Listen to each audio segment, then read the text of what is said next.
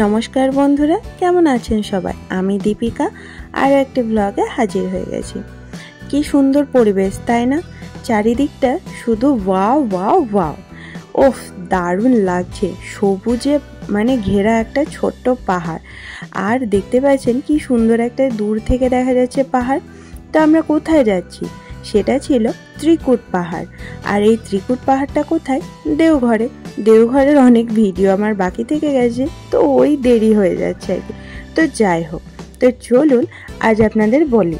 তো দেওঘরের এই সেই ত্রিকুট পাহাড়, যেটা দেওঘর থেকে আনুমানিক ওই 15 কিলোমিটার দূরে অবস্থিত।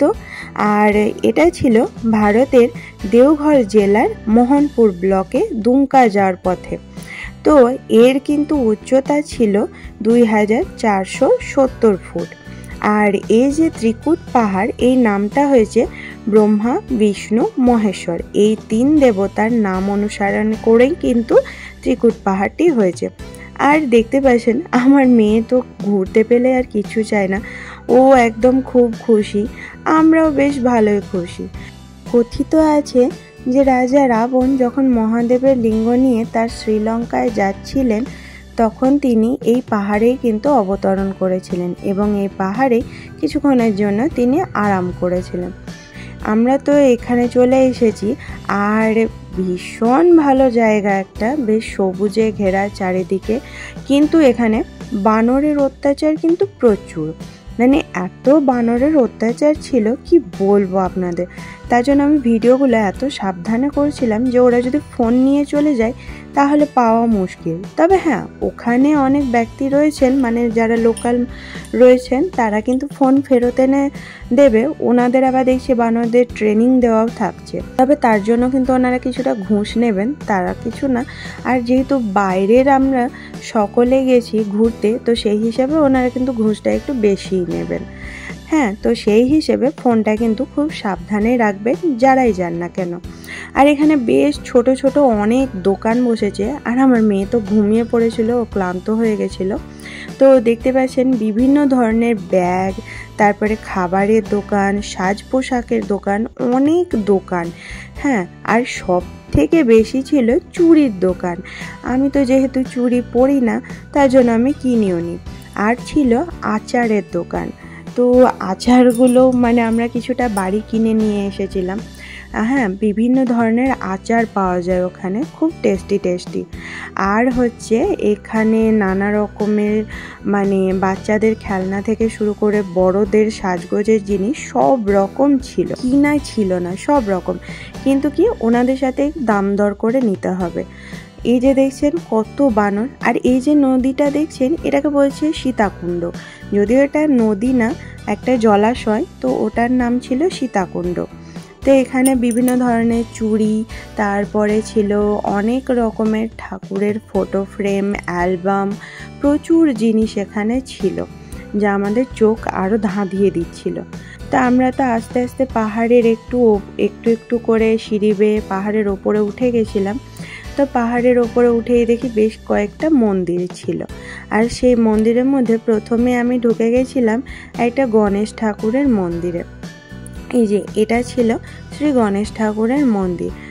এই ত্রিকুট পাহাড়ে কত ভক্তের সমাগম হয়েছে, আর জায়গাটা এত সুন্দর, একদম মন ঠান্ডা করার মতো জায়গা, খুব শান্ত পরিবেশ। তবে হ্যাঁ, বানরের অত্যাচার থেকে খুব সাবধানে যারা যাবেন অবশ্যই সাথে একটা গাইড নিয়ে নেবেন, বিশেষ করে যাদের চেনা জানা পরিচিত নেই।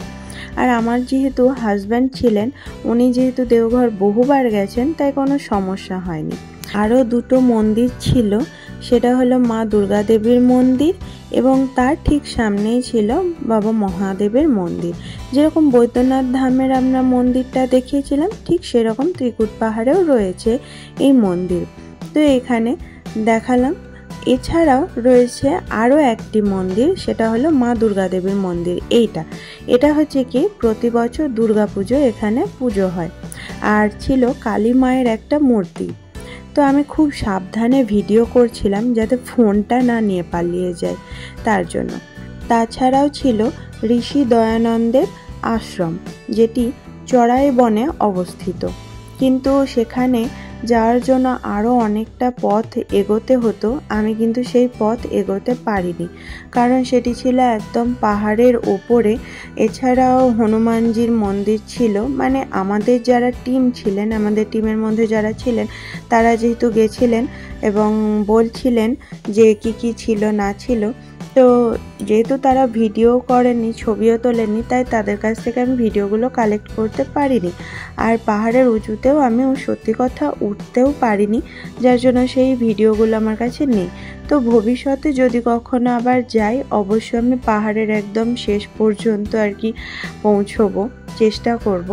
তো এইখানে একজন ব্যক্তি মহাদেবের সাজে সজ্জিত হয়েছেন এবং আমার মেয়ের সাথে আর কি কথা বলছেন। তো আমার বেশ ভালোই লাগলো জায়গাটা। শুধু একটু আফসোস থেকে গেল যে আমি পাহাড়ের একদম মানে উপরে উঠতে পারলাম না। এছাড়াও আমি ঋষি দয়ানন্দের আশ্রমটাও দেখতে পেলাম না।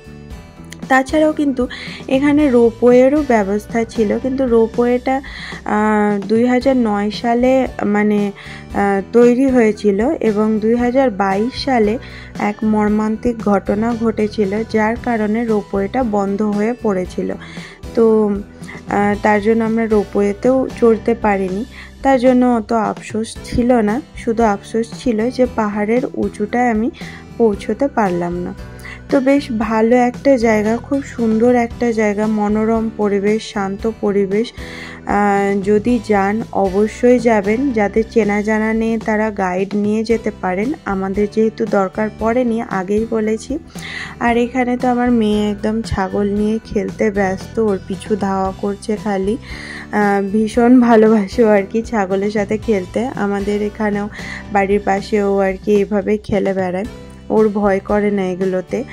আর অনেক বানর ছিল, তাদেরকে যারা আর কি চাইছেন বিস্কুট, চিপস, মুড়ি এটা সেটা দিতে, তারা অনেকেই খাবার দিচ্ছেন। এই ভিডিওটা এখানেই শেষ করলাম, দেখা হচ্ছে পরের ভিডিওতে।